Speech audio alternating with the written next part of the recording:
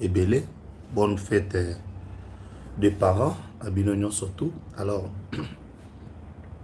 tikangai na banda émission Oyo na Okanisa. Liwa maman nangai, maman Angèle Moukeni. À ce jour où nous célébrons la mort de nos parents. Alors, je peux dire quelque chose. Ma mère restera toujours gravée dans la mémoire nangai. Tu resteras toujours ma mère. Alors, ndenge mo pena ba onsu ba bungisa ya bango bandeko tozo banda émission Oyo complot ya 5 contre le président Tshisekedi. Match baluki tobeta masolo awa potoluka toyeba qui voulait comploter. Alors les plans yango ya complot ezaki penini, on va essayer un peu ya ko lobela makambo wana nyonso tout au cours ya émission na biso ya mukolo moi lelo. Benjamin Mwana Soka kombo na ngai. Merci beaucoup Nadadi Mbaya, on est ensemble. Likez, partagez. Bonjour Penaba Moussousou. Bonsoir Kandenge Zalaka. Complot contre le président Tshisekedi déjoué il y a 5 ans. On va en parler. Joseph Kabila avec les audios Nabakambi. On va en parler. Pour Beta Masolo Awa, il y a guerre, il y a Est. Délégation à Rwanda, na ya République démocratique du Congo. Bazaki lobi na Washington, basola kinini. Jérémy Alba na pesombote, bo liker, bo partager. Yé la tonga, on est ensemble. Bo partager, bo liker vidéo, tout comprendre makambo ebele. Dossier il y a gouverneur, il y a Katanga. Au Katanga, Jacques Yaboula est comme à niveau. Bandeko, depuis longtemps, depuis que Tshisekedi a au pouvoir, bato, basango, balingaka ete. Aimez la vidéo, likez, partagez. Balingaka ete, balingaka ete. Je pèse bien mes mots. Basango, Oyo ya 5 ans, balingaka mokonza mboka te. Et les billets bandi kotambola. Le président Tshisekedi était face à une menace tant nationale qu'internationale. Il y a un moment qui est clair. Cardinal Fridolin Ambongo Bessungu. Cardinal Fridolin Ambongo Bessungu. Ami Bimisa ennemi. Yafachi. Aloba clair. Que hier à cause soutenir Mokonza Mbokati. Il a été clair. Fridolin Ambongo Bessungu. Azaka clair. To mona batata Cardinal baleka na mboka oyo. Ba Joseph Antoine Ngalula. Ba Laurent Mosengo Passigna. Ba Cardinal Etchou. Mais oyo, on a vu l'opposition na miso face à un président. Pas face au régime. Face à un président. Parce que lui ne veut pas. On a compris beaucoup de choses. Heureusement, le Congo, c'est un pays laïque. Heureusement, pour Nafati, le Congo, c'est un pays laïque. Si la religion catholique, ezalaki, religion moko état meto sambwe mabe. Aimez la vidéo, likez, Kaboulé langa direct et pas à 10 personnes, 10 personnes. Je disais, ce qui, religion catholique, yango ezaki, religion état meto sambwe. Mais lelo oyo, nangana ibate pas sur notre salaire. Mais heureusement, toi pays moko laïque. Na minutes oyo, il y a des démarches. Comme Kabila a comme Monsanto et pas Basango il y a 5 ans, ils veulent nous faire ramener Kabila dans la scène politique. Jamais communiqué moko ya 5 ans. Et tikala koleka, dont on est en train de parler, il y a qu'on condamné, ba assassinat, na ba meurtre. Archevêque, il y a Goma. Apamoli nanga. Nanga oya boimba Congolais. Bande ko makambo ezali. Bozozo ba audio kala mingi te. Bozongo. Boyo kabino moko. Po boyeba. Ndenge makambo ezali. Ata mukolo moko. Batikaliko dénoncer ba massacre na ba tuerie. Oyo ba Rwandais baza coopérer na RDC. Ata mukolo moko te cardinal atikali ko tombola mungongo na ye. Pendant lobela mokili mobimba ke non, il y a un agresseur qui est le Rwanda. Ezate. So ezali bo pesa ba vidéo ndeko. So ezali bo chelangango. Cardinal a condamné agresseur rwandaise jamais. Cardinal yé mobobe na ye eza président de la République. 5 ans ezali conférence épiscopale. Eza wana parti politique ité. Si vous voulez devenir un parti politique, beaucoup ma parti politique. Comme ça, toi gérer bien que ma parti politique. Lorsque vous vous tirez, waba c'est un ensemble. Lorsque nous on veut contre-tirer, là et comme nous touchons à des naba, c'est un ensemble. Mais bah c'est un ensemble au wapi qui font la politique. Basali nanzambe au wapi. Parce que si vous êtes des hommes de Dieu, alors bosala makambu loko la basali nzambe. Si vous êtes des membres des partis politiques, démontrez-les. Bonjour bon manaponani. Et c'est interdit par la communauté, vous pouvez faire la politique.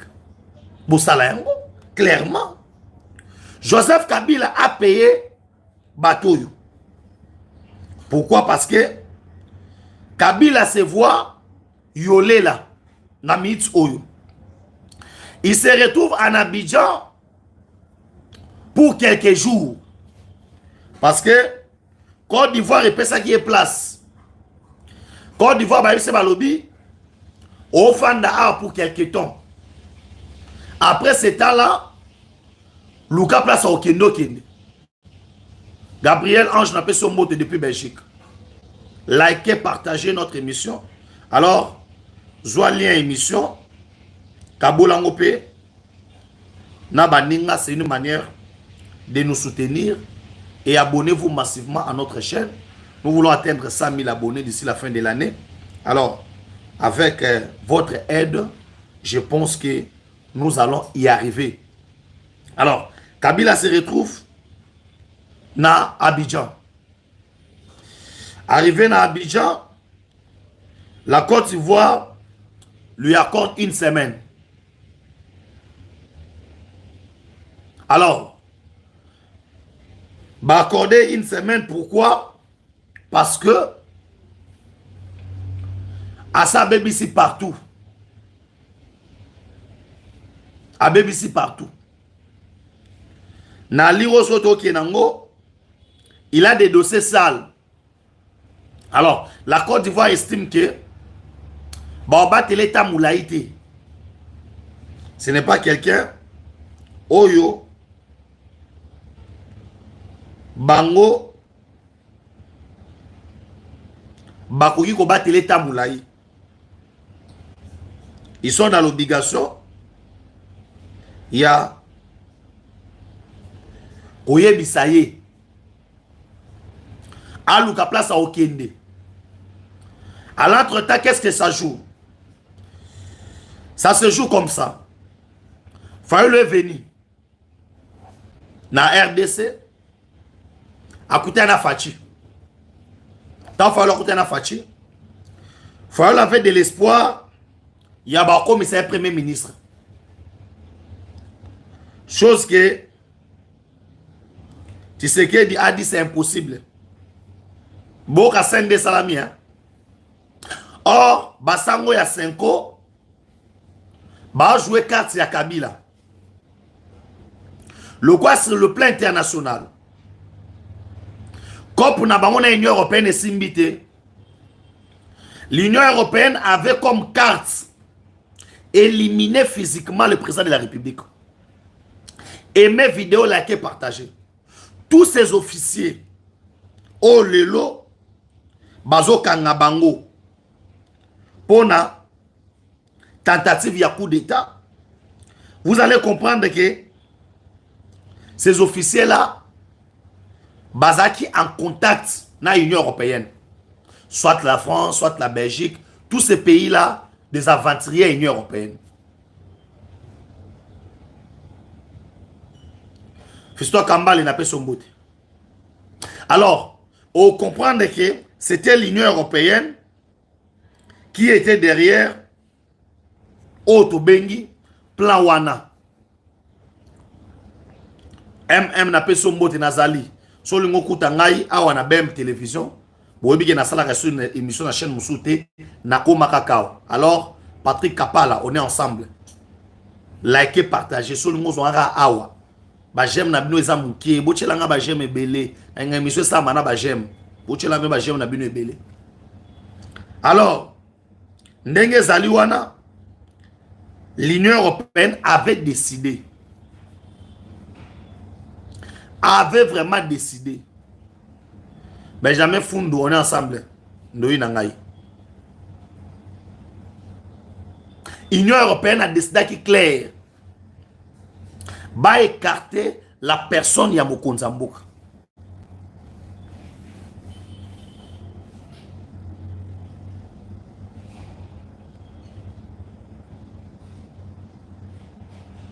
Va écarter ye. Et bacha Moutouachwa na bango. Maintenant l'Union européenne ayant échoué, Ngandou Pierrot n'a pas son bout. N'a plan na bango. Parce que l'Union européenne, nous devons reconnaître qu'ils ont échoué. Plan l'Union européenne, il y a moins qui collé naba sango. Alors, na minute soyo, Kabila Tindaka, Barnabé Bikarubi. Na délégation à Batounaye, baki le route na administration à Trump. Bande kobo fungo la matwe bo kopane mamona zoloba. Abel et Pierre, on est ensemble.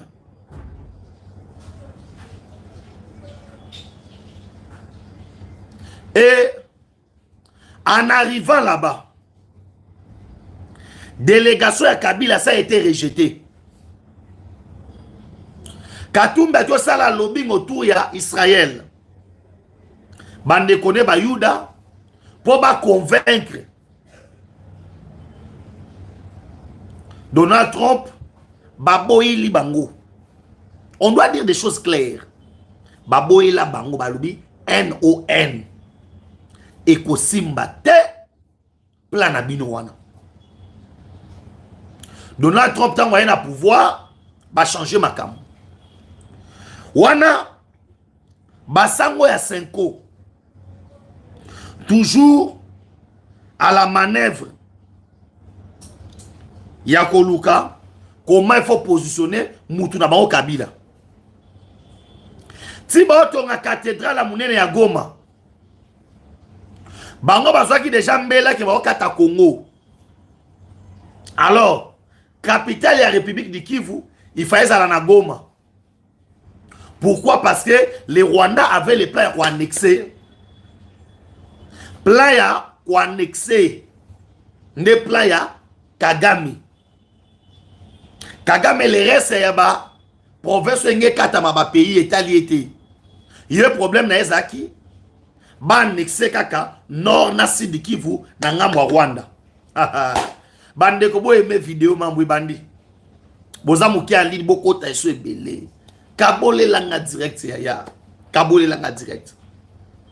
Alors, plein qui clair. Comment nous devons annexer? Parce qu'il fallait qu'on annexe une partie.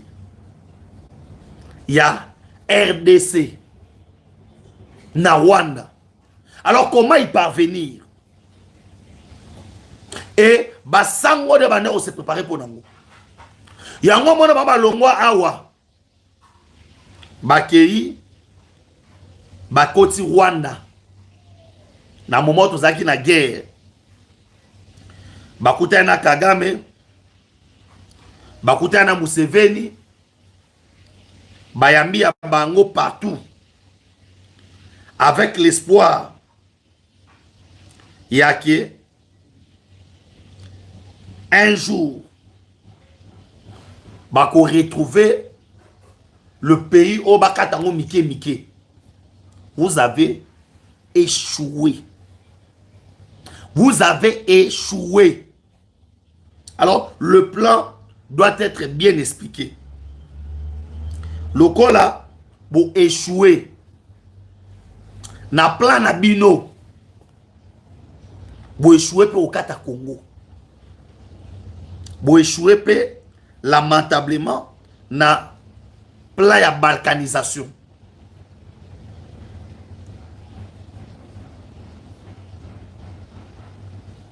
Ndula malonda fidèle na peso mbote.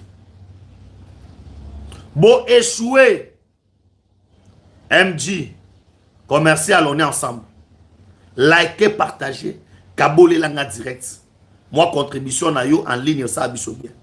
Moi 5 €, moi 10 € en ligne wana. Neto ça émission bo ça bien. La guerre maintenant a commencé. La guerre a commencé. Batwana bazaki na posa ya koluka ndenge nini ya ko exterminer. Le président Tshisekedi comprenant maintenant plan na bango. Bayo kutana président balobi non. Biso toye parce que il faut dialoguer salement. Le président dit je suis ouvert na dialogue. Ata siko na koso na batu. Mais Kabila te nanga te. Bamba ici président non. Pour nous luka la paix. Il faut soana batunyos. Président lobby oui je suis à la recherche de la paix. Et qui veut dire recherche la paix et lobby te ke nandima. Ba concitoyen nga ba kufa. Na bato abomi bango. Ba éliminer bango. Ngana ya pona fanda na batuana sous prétexte yake tozo luka kimia wana ekosimba te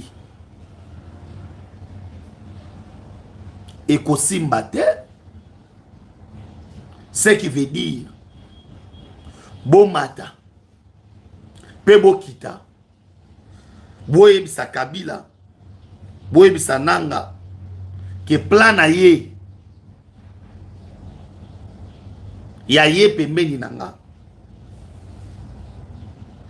eko marchete et le président a été clair na basango na habité tout le monde monokoni et awa sikoyo beaucoup de grande révélation ya makambo yo des fois bato bayebite des Français arrêtés qui manipulaient la valise satellitaire installée à l'antenne A à Gombe à Kinshasa pour surveiller les autorités congolaises, plus spécialement la conversation du président de la République et ses partenaires, à l'occurrence le président américain. Cet appareil transmet toutes les conversations à Kagame qui les recevait en temps réel, mais aussi à Joseph Kabila il a été découvert grâce à la coopération CIA et Mossad. Kagame et Macron semblaient être bien déterminés à provoquer la panique en RDC. Bandeko, Makambo, Ezaya, Koyinda. Bakangi, Bato Mibale, ce sont des Français. Ces gens ici, Bakangi Bangolelo, Bakangi Bangolobi. Bazaki na valise, Bango Bakangi Bango. Bazaki na valise. Ils sont là. Bazaki na valise satellitaire. La carte à valise satellitaire na bango, ces gens ici, bazalaki ko surveiller. Dans le niveau ya complot, hein? Dans tout Sabino, vous rassemblez tout au cours c'est angwana. Bazaki na valise satellitaire. Na kata valise satellitaire bazaki nango bande ko na boka bolelanga direct. Na ina bisasko makambo. Na kata valise satellitaire. Ne place to kuti ba audio. Ya Joseph Kabila na batu oyo bazombenga batu ya 5 ans. Emmanuel Macron était dans le don. Bayaki na valise satellitaire wana. Bayoka ka ba conversation ya mokonza mboka na ba président mususu. Ba transmettre la rango Kabila à temps réel. Ce n'est pas pour rien Kabila qui n'a qu'à Abidjan. Bande koboko taboko tebele. Bo like bo partager. Bango ba kangi bango. David Monoka kanapé sur mbot. Bango. Bango wana les deux français au baki uniquement na valise satellitaire. Bango wana bo like bo partager vidéo makas. Bo aimer. S'il vous plaît, aimez la vidéo, likez bo kabolanga direct oyo makabweza koinda. Fachi était en danger. Eh! Baena valise satellitaire. Ba installa kiango na Gombe. Na chaîne oyo antenne A. Ba installé complot contre le président Tshisekedi. Déjoué. Ba français bazaïda na plan na bango.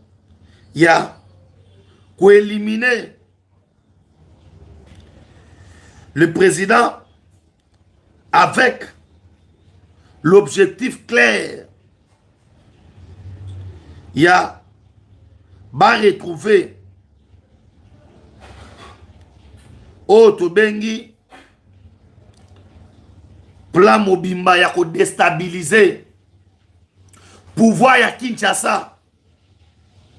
Eh, c'est tout là la awa batu badongolo miso osala travail à mabe contre président.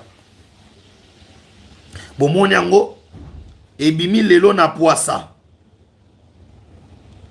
Ebimi na poisa que des gens étaient venus à Kinshasa. Ceux qui ont la lobby te biso toza bato dialelo biso toza boy. Alors quand on va service en renseignement et bimisi yango, vous devez comprendre quel est le plan.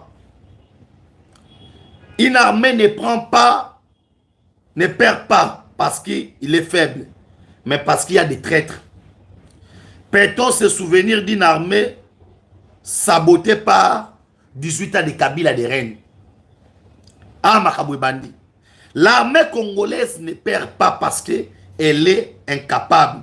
Elle perd parce qu'il y a des sabotages, des traîtres à l'intérieur, minés par des corrompus, infiltrés. Une stratégie de destruction longtemps orchestrée par les hauts responsables du pouvoir depuis Kagame. Awa sikoyo, batwana ti bakota ki na Congo. Avec l'aide de certains officiers, bazana valise satellitaire, yango ande komona ke ba conversation mokonzi mboka ba biloko ozo fuité à partir ya ba satellite ba tchaki. Donald Trump a aidé biso makasi. Il nous a doté de matériel. Si américain to ba tcheba Fatia Zali sous écoutez Makambozo Bima. L'armée congolaise, au cœur de cette trahison, se trouve le nom de Joseph Kabila. Pendant 18 ans, il a méthodiquement affaibli les FARDC. Non pas pour les réformer, mais plutôt pour la neutralisation. L'armée congolaise, pilier de la souveraineté d'un État, a été transformée en un corps facturé, soumis à une loyauté non pas envers la République, mais envers un clan et un réseau systématique. Les résultats, depuis les patriotes écartés, les incompétents promis, une unité désorganisée, des opérations militaires sabotées. Waneza plan au Kabila tchaki na armée. Quand Félix Tshisekedi accède au pouvoir en 2019, il hérite d'une FARDC en ruine morale, dirigée par des hommes infiltrés des Rwandais. Marque de confiance, et Kabila a fait en sorte que Basoda Batika Nimilaye. Jonathan Timba, on est ensemble. Antoine Mbala, on est ensemble. Valérie Peleto, on est ensemble. Hein? Mais cette confiance a coûté cher, très cher. Plus de 7000 Congolais morts, abandonnés sans renfort, envoyés dans des zones piégées avec interdiction de riposter. Des soldats sacrifiés. Des soldats qui sont bakoufi na minduki. Na armement. Mais incapables de bakobunda. Pourquoi? Parce que les ordres mal donnés. Si on est ensemble. Les ordres mal donnés. Bon replier. On a un tchoué, oui. Zamba au jugé. Aimez la vidéo, like et partagez. Bande ko bochilanga ba j'aime na bino belé, na besoin ba j'aime wana. Bo kabole la pena direct pas 10 personnes, 10 personnes. Valise satellitaire na Kinshasa. On était en train de checker. Valise satellitaire na Kinshasa. Renseignement na biso ko taïba ki. Grâce à Moussad, na CIA. Tongato Sutuka. C'est pourquoi Kagame disait que Aza contrôle la Fachi. Je comprends maintenant. Moi, j'ai compris. J'ai compris le lend de Kagame Zaki Wapi.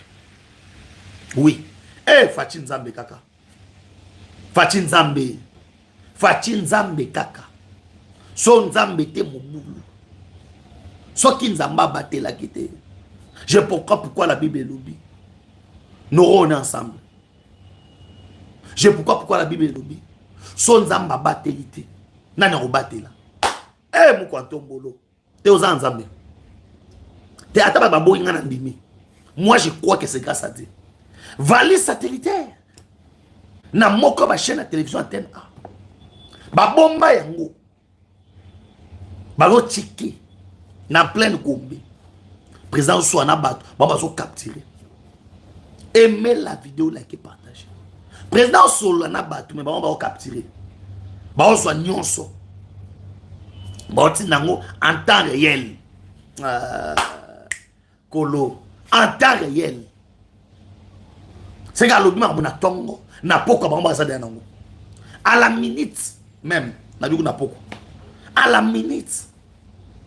C'est pourquoi Kagame avait le temps de l'orgueil. Kagame a quoi kolobake non? Neza bon contrôler Fachi. Azaki na raison. Oui, je comprends maintenant. Bah français déjà bazaki ao. Aimez la vidéo, likez, partagez. Aujourd'hui, on a arrêté bah français wana, bah kangi bango na valise satellitaire. Il devait transmettre les coordonnées, les appels, les messages, les audios tout ce qui était confidentiel au président Bandé Kolobela, na coucou, baba nous bisons na poissa. On a tout regretté. Tolinga qui tout regretté. Bandé comment mort le bezali, aimez la vidéo. Bochi langa ba j'aime na bino wana na mona ngote ba j'aime. Zoapé direct Kabola ngo pas 10 personnes. Kabolé langa et pas 10 personnes. Aimez la vidéo, likez, partagez. Bo Kabola direct te yaya, bo s'abonner pe na chaîne. Bato na ba s'abonner te, bo senga bande ba s'abonner. Abonnez-vous massivement à la chaîne. Micro bo s'abonner te, bo s'abonner massivement. Bo Kabola pe vidéo pour bo comprendre ma ka. Kota la ngoyo mon côté. Notre chef a kendaki déjà. Notre chef, il y avait déjà plan Moumima Robomaye. Imagine-toi, complot à haut niveau. Où est-ce que complot à Miketa? Et ça qui est à haut niveau. Hein? Complot à haut niveau. Dimension complot les casse. Christine, Dianza, on est ensemble. C'était haut niveau. Matisaki, dimension à complot. Conspiration. Et ça qui est tellement licolo.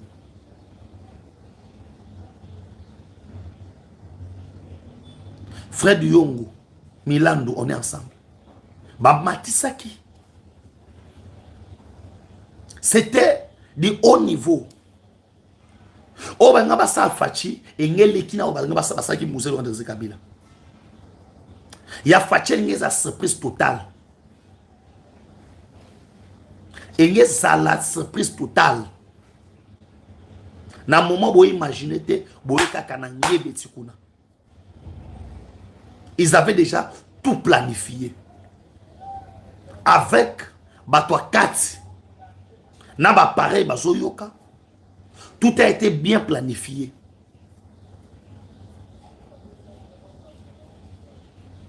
La dimbungo on est ensemble.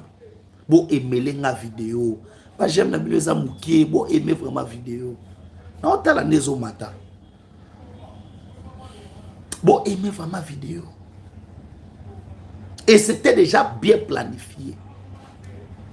Bah il m'a dit imene. Bah il m'a dit imene. Héros, on a habité. Donc, on a mango ya wapi.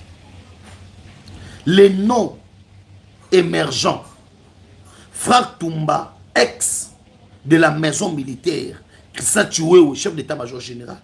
Ces hommes n'ont pas seulement trahi leur mission, ils ont trahi la République. Ils ont bloqué des ordres de mission, privé des troupes des renforts, isoler les meilleurs éléments, livrer des localités entières en combat. Tu vois où est-ce qu'on va présenter? Franck Toumba, il a trahison. Il n'a pas seulement trahi Fachi. Toumba Franck a trahi toute une nation. Nation, yaya. Hein? Ils ont bloqué ma mission. So, il y a une guerre, ça va bloquer la mission. Ils ont trahi ma troupe Nabiso. Bon, qui est na gauche, mais qui est na gauche, on a mis des abonnés. Basuki wanate. Jonathan Kaloba n'a pas son bout. Yves Parfait n'a pas son bout. Ils ont trahi. Ils ont livré les localités. Nord Kivu, Nord Kivu, ceux qui sont Bango. Bango. Les Rwandais, ils sont Mokate. Teddy Chamala, on est ensemble. Eza Bango. Yango yokai corner na ngalobi, tozana batu na bango ebele. Eza Bango. Eza mamususu ya kobomba te. Eza Bango. Bachiwe wana batu ma Franck. Bango, ils ont trahi le pays. À cause des intérêts. Ils ont sacrifié Banabatu. Banabatu a confié la guerre au yo. Bah innocent. bazo boule ki ba ordre to zwa eza poto bunda nzoka ne ba toko na mbiscade Congo rien na peso mbote pesi bino mbote bandeko na ngaya Congo rien on est ensemble na bino non ils ont trahi toute une république. Armée na biso to mituna. Armée zo kufa. Ba zo nga sima pona nini. Or il y avait des traîtres au sein de l'armée. On est ensemble na bino. Congo ou rien. Kabole langa direct. Like et partage. Ça me fait très mal. Non, ça l'émission oyo na passi na motema. Pene na lela. Ah, Fachi. Son zambete mobulu. Son zambete mobulu. Soki nzambete mobulu. Vali satellitaire bakanyango na chaîne de télévision antenne A na Kinshasa. Bakanyi vali satellitaire. Ba coordonnées au pesama. Ba appel à mokonza mboke zo kende. Kabila kimi ponani. Tango ki bakanyi biloko wana akimi. Michel Mutombo, on est ensemble. Depuis l'inéquine, on est ensemble, mon frère. Kabole langa direct, tika commentaire. Aujourd'hui, on doit parler de vérité. Des vérités. Les billes provoquaient les fondements de l'armée, affaiblir le Congo, préparer un coup d'État. Leur trahison allait même plus loin. L'assassinat du président était envisagé grâce à ses services de renseignement américains et israélites. Ce plan a été déjoué. Les preuves sont là. Ce ne sont pas de rumeurs, ce sont des faits vrais. La tragédie congolaise, c'est que l'ennemi ne veut pas seulement que Kigali, il porte aussi le drapeau national. Ba ennemi ya Congo ya ka Kigali te. Et yana bato baza ba Congolais pena tata na maman mais ennemi ya Congo. Et pendant que des soldats tombés et d'autres innocents étaient accusés à tort, la vérité était crue. La guerre n'est pas seulement militaire, la guerre elle était aussi politique. Ce ne sont pas seulement les soldats qui ont trahi. Il y a aussi des politiques. Politique est comme l'engi. Il y a un gouvernement qui a fait ennemi tout les bandes. Le Congo ne peut pas se contenter de condamner le traître. Il doit renforcer l'armée nationale. Cela commence par l'assainissement total des services de renseignement, une hiérarchie fondée sur la métocratie, les doctrines militaires centrées sur la souveraineté nationale et une rupture définitive avec des méthodes systématiques de Kabila. Il faut tout changer ma armée. Il faut. Fatih, il faut changer. Tout changer ma armée. Tant que les fantômes de cette ère rôdent dans les casernes, dans les états-majors, la RDC restera Oyo, Tozangi Makasi. Il faudrait que les ennemis surtout en Congo, bakende tout sindika bango libanda. Aimez la vidéo, likez, partagez. En ce moment crucial, dans le moment Oyo, biso ba Congolais tout l'ennemi. On a qu'à m'en ensemble pour nous défendre les intérêts en cannabis, pour nous défendre les Congo. Il y a des ennemis. Les ennemis à Congo basé belé. Mais que Batondi, pensant qu'ils vont réussir à déstabiliser le pays de Lumumba. Baza trop sire. Anoy bisayo. Mambo bébé li makasi. Makambo et bébé li bango makasi. Pour sans l'aide, il y a biso ba congolais, ben nga ba koka biso te.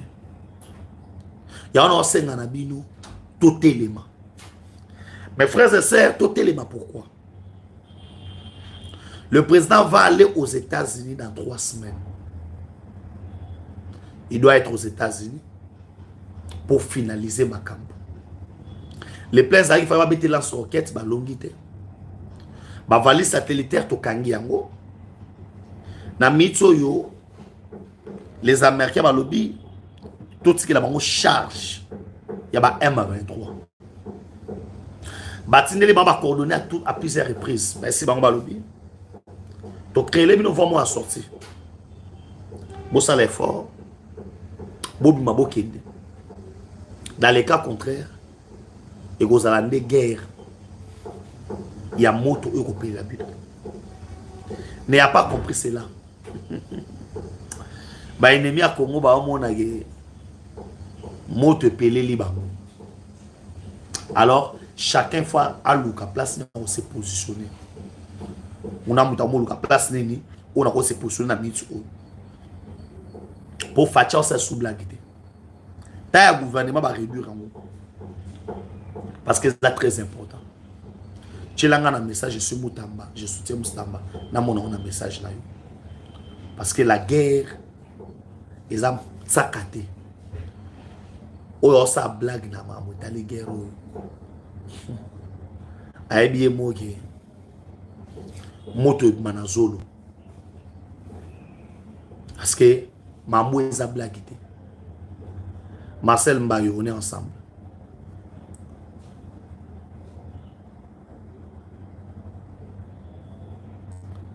Michael Ngeleka, on est ensemble. La guerre, ils allaient pas dans le bâtiment. Rwanda nous a qui guerre à mon guerre. Bande kubo kabole la nga direct oyo. Bwana na pese mbote. Enoch, Bwana Niembo, on est ensemble. C'est face. Ouya, on est ensemble. Toko tikate une partie à RDC. On attend un autre. Borito, on est ensemble. Moi Nabikala, on est ensemble. Moi Nabilaka, pardon, on est ensemble. Je soutiens. Tout le monde a ma cam. Et ça sera à la surprise. Il y a Batunions. Abouana, héritier, on est ensemble. Et vous allez une surprise totale à Batunions. Surprise totale. Quand je dis totale, totale. Bateau va rêver. Ils vont rêver jusqu'à la fin. L'État congolais ne va pas fléchir devant Rwandais et Simbade. Tout le monde a pas tout le monde la boca. Tout Koutani na deuxième émission. Merci beaucoup.